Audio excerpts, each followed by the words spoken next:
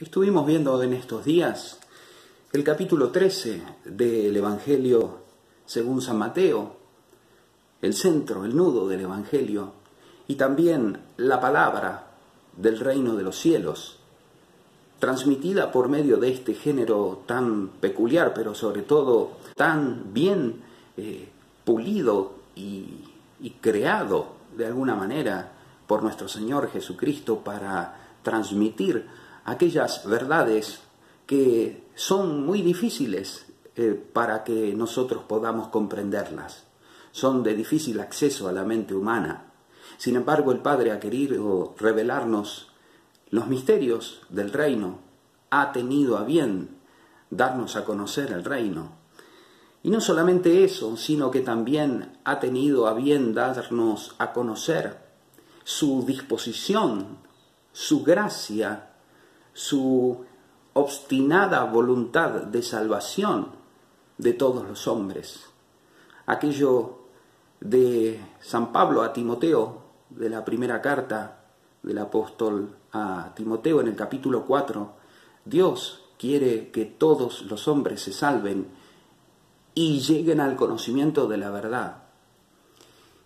Salvación y verdad, una dupla que nunca debe separarse. Fe y obras, una dupla que nunca puede separarse. Gracia y disposición de la naturaleza humana personal tampoco debe separarse. Dialécticas que nosotros los hombres creamos y que, si uno lee la palabra de Dios en todo su conjunto, son de alguna manera superadas por el anuncio del reino de los cielos, expresado sobre todo en la última parábola que compartíamos, que era la de la red barredera, que lanzada hasta el fondo, arrastra todo, hasta que al final, el día del juicio, el Hijo del Hombre con sus ángeles serán los encargados, los agentes de poner las cosas en su lugar, de no solamente hacer justicia, sino de hacer plena la obra de nuestra justificación, la obra de la gracia que por medio de la fe, se hace efectiva en todo aquel que se adhiere a su representante ante Dios, a Jesucristo, Hijo de Dios, Dios hecho hombre. Jesucristo, aquel que decidió cargar sobre sí tus pecados y mis pecados para que hoy pudiésemos nosotros tener la paz y la alegría de la salvación, los frutos del Espíritu Santo que luego de nuestra conversión van manifestándose después de nuestra regeneración, después de haber transmutado nuestra naturaleza muerta y capacitándonos para realizar estas obras hermosas, estas obras que Dios preparó desde toda la eternidad para que realicemos, que son las obras propias de los hijos, pero de los hijos perdonados, no de los hijos desobedientes, de los hijos pecadores, de los hijos alejados, de los hijos rebeldes, de los hijos espiritualmente muertos, sino de los hombres que han sido renovados espiritualmente, transformados, resucitados y que viven ya con Cristo.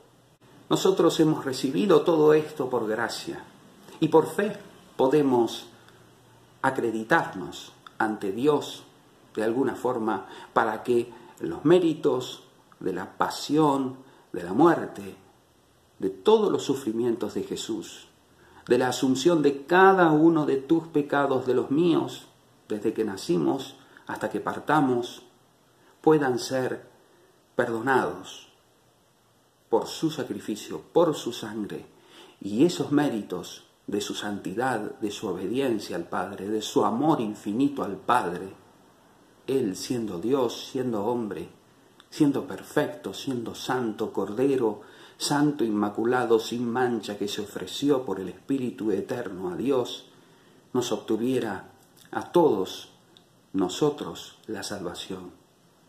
Hablábamos también quiénes somos todos nosotros.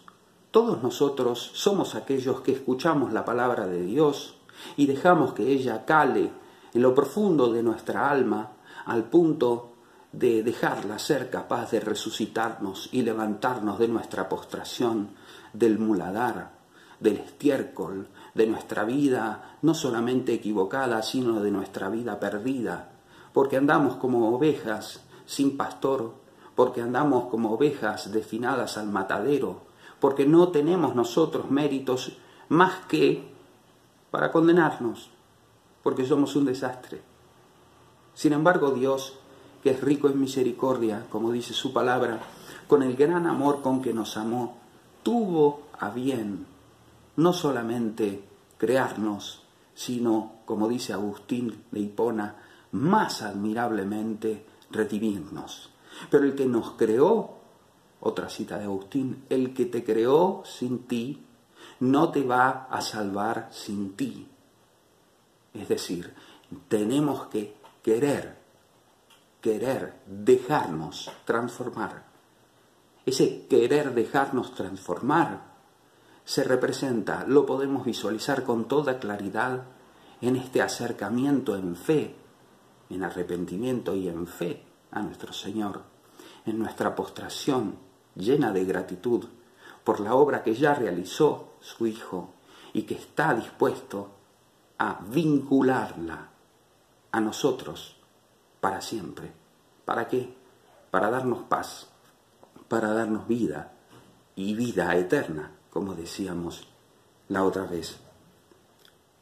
Para esto el Señor anunció su palabra a multitudes, anunció su palabra a discípulos, anunció su palabra a sus apóstoles en secreto y les explicaba todo lo que sea necesario, del modo que ellos lo pudieran entender y a su vez lo pudieran anunciar. Y así el Padre, que ya de antemano preconoce todo, había dispuesto por medio del envío de la persona del Espíritu Santo, cuando el Hijo ascendiera, acompañarlos, iluminarlos, asistirlos, inspirar esta palabra, este anuncio, este evangelio, para que desde el comienzo hasta el fin de los tiempos todos puedan escuchar la palabra de Dios, y aquel que escuche la palabra de Dios pueda ser salvado por medio de toda esta obra trinitaria, por medio de toda esta obra de salvación que termina o que comienza, no sé, en plenitud en la vida eterna, cuando nosotros tengamos que ir a la presencia de Dios. Parábolas, 7, algunos dicen 8, pero parábolas, ya las estuvimos repasando. La parábola del sembrador, con su explicación, la parábola de la cizaña, con su explicación. Estas son las únicas dos que tienen su explicación y que han quedado de manera muy especial grabadas en la memoria de los apóstoles de Cristo, y que las han aplicado, las han tenido que ver claramente en las primeras comunidades, en los primeros grupos, en las primeras familias de creyentes, incluso de los primeros mártires que daban su vida creyendo hasta el final y dando la vida por esta palabra que sembrada y haciendo una raíz en todo el ser de uno, ya es inextirpable. Después la parábola del grano de mostaza, después la del grano de levadura, y entonces el reino que no solamente se siembra, que el reino que crece. Marcos 4, no confundamos, es aquel que trae a cuento la parábola del sembrador y otra de la semilla que crece por sí misma. No es esta, no la trataremos aquí en este capítulo. Luego, hablamos sobre hablar en parábolas de Jesús, cuál es su sentido, su propósito, y después vimos esta dupla de la parábola que llamamos habitualmente la del tesoro y la parábola de la perla, de la hermosa perla. Y también terminamos con la red. ¿Qué hacemos con todo esto? Todo esto dejamos que se meta en nuestro corazón. Y dejamos entonces que toda esta agua viva se encuentre con todo lo que ya tenemos nosotros, con lo que ya cargamos nosotros. No digo con nuestra vida pasada, digo con nuestras creencias que ya hemos recibido. Porque todavía el Evangelio tiene muchísimo para decirnos. Todavía, diría, a muchos ni nos ha empezado a hablar. ¿Por qué me aventuro a decir esto? Porque por sus frutos los reconocerán. Porque vamos leyendo la primera carta de Juan, sabemos que nosotros, si vivimos en Cristo, si somos de Cristo, tenemos que llevar una vida nueva. Y no me doy cuenta que no siempre nosotros damos estos frutos dignos de conversión, como también el apóstol San Pablo repite en su predicación en los Hechos de los Apóstoles, también haciéndose eco de aquella misma sentencia que exigía Juan el Bautista: den frutos dignos de conversión. Decíamos también que es algo que no se puede pedir como si es algo que se pueda uno por sí mismo conquistar. En uno de los videos recordábamos aquel verso número 11, 14, según la edición del capítulo 35 del libro del Eclesiástico, que dice: no intentes sobornar al Señor con tus dones, porque los rechazaría. Nosotros sabemos que con nuestros dones, con nuestra vida, con nuestras obras, no podemos de ninguna manera alcanzar nada de esto que se nos ofrece por gracia. La buena nueva se nos ofrece por gracia para transformar nuestra vida. Ahora, ¿qué hay dentro de nuestra vida? ¿Qué hay dentro nuestro?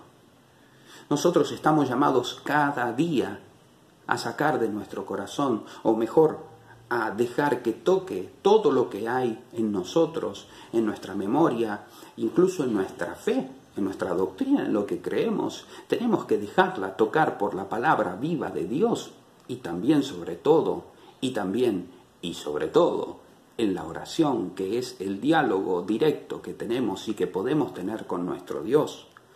¿Quiénes somos nosotros? Nosotros somos los que escuchamos la palabra de Dios y respondemos al Señor. Y decíamos, no tenemos, yo al menos decía, con toda la humildad de la que puedo ser capaz, no importa si mucha o poca, pero de la que soy capaz, que no me es posible en cuanto a mí encontrar en las páginas de mi Biblia la doctrina, la enseñanza de la predestinación, es decir, de la preelección de algunos de parte de Dios, de algunos a salvarse y algunos a condenarse. Todavía creo que hay muchas cosas que deben armonizarse en nuestras lecturas e interpretaciones de la palabra de Dios. Todos somos llamados, todos somos recogidos, y de la parte de juicio y de la sentencia se encargará nuestro Dios.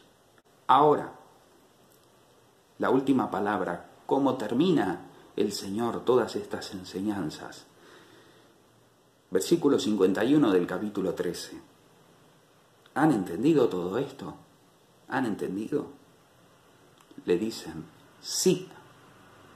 Y él les dijo, así, todo escriba que se ha hecho discípulo del reino de los cielos es semejante al dueño de una casa, al jefe de una familia, al padre de familia, que saca de sus arcas lo nuevo y lo viejo. La mayoría de los comentadores que estuve consultando en estos días afirma de que esto representa la actitud del escriba que se ha convertido o que quiere convertirse, o por si quiere convertirse al Evangelio. El escriba judío, ya hemos hablado sobre el escriba judío, figura importante, muy importante en el pueblo de Israel en tiempos de Jesús. Escriba, una autoridad, un escriba que se convierte al Evangelio, que se convierte por la palabra de Jesús. ¿A qué se parece? Se parece a aquella persona no que desprecia y reniega de lo que ha recibido, de su tradición, de su raíz, sino que se asemeja, y miren qué delicadeza de Jesús. No tenemos que tirar ni el Antiguo Testamento, por Dios, es muy triste escuchar a algunos hermanos queriendo tirar el Antiguo Testamento, algunos otros queriendo tirar la ley de Moisés, pensando que la ley nueva de la gracia y del Espíritu debe reemplazarla. No tenemos que tirar toda la manifestación y la revelación de Dios, todas las enseñanzas que Jesús recibió y que modelaron el corazón humano del Dios encarnado y que le fue transmitido por su familia y que él mismo iba a escuchar a las sinagogas.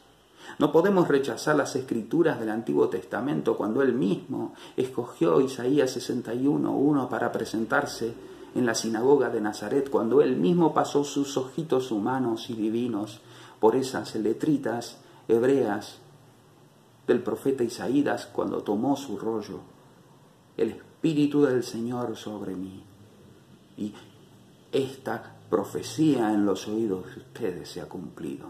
Ahora, no podemos nosotros ignorar que aquel que desprecia la palabra de Dios expresada en el Antiguo Testamento e inspirada por el Espíritu Santo en el Antiguo Testamento está despreciando las raíces religiosas humanas en las cuales Dios, en la plenitud del tiempo, como dice Pablo en Gálatas 4:4, ha querido encarnarse y venir, nacer de mujer y nacer bajo la ley. Y no para que se ponga fin al nacimiento por medio de una mujer, como fue en el caso de Jesús por María, y menos para ponerle fin a la ley que vino por medio de Moisés. Aunque nosotros sabemos, como nos dice el evangelista Juan, que la ley fue dada por Moisés, pero que la gracia y la verdad, la gracia y la fidelidad de Dios, la lealtad de Dios se nos dan y nos vienen por Jesucristo, que es Dios con nosotros. ¿A qué es semejante? ¿A qué es semejante ahora? ¿A qué es semejante un escriba? Todo judío de alguna manera, podríamos pensar por extensión, que se ha hecho discípulo del reino de los cielos. Es semejante al dueño de una casa que saca de su arcón, de su, no me sale el nombre de las cajitas esas de recuerdos, que saca de su depósito, de su almacén, de su haber, de todo lo que tiene, lo viejo y lo nuevo, y no lo desprecia, lo reconcilia.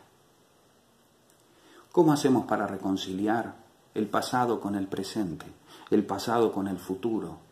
¿Cómo hacemos para reconciliar todas estas cosas que parecen opuestas, incluso que a primera oída pueden sonar opuestas en el Evangelio? ¿Cómo las superamos? Nosotros no.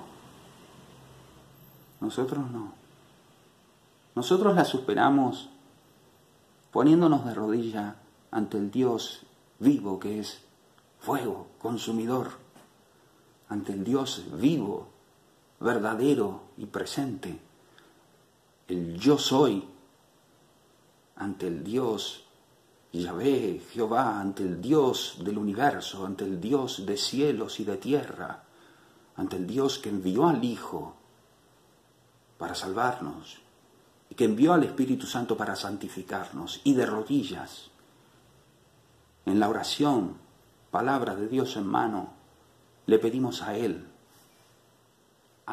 que envió su palabra a salvarnos, como dice el Salmo, a Él le pedimos que reconcilie todo aquello que en nuestra mente finita no logramos comprender, no logramos armonizar. La verdad, dicen los filósofos, es simple, por eso Dios es verdad, además, porque en su ser es el ser más simple. Por eso no lo podemos concebir, porque nosotros somos complejos. O siguiendo aquello del Eclesiastés, de Cogelet, Dios hizo al hombre recto, lo hizo bien, pero él se complicó, él se enlió. Y nosotros nos enliamos muchas veces. Dejemos de escuchar nuestros egos, dejemos de escuchar nuestros criterios, nuestras convicciones, Dejemos de escuchar nuestras religiones en el sentido de instituciones, ¿no? A las que a veces pertenecemos y que creemos que debemos defender como si fuesen, vaya a saber, a manera apologista, a manera proselitista, a manera intimista, a manera de vida o muerte. No quiero hablar de ese tema, pero de veras estoy un poco sensibilizado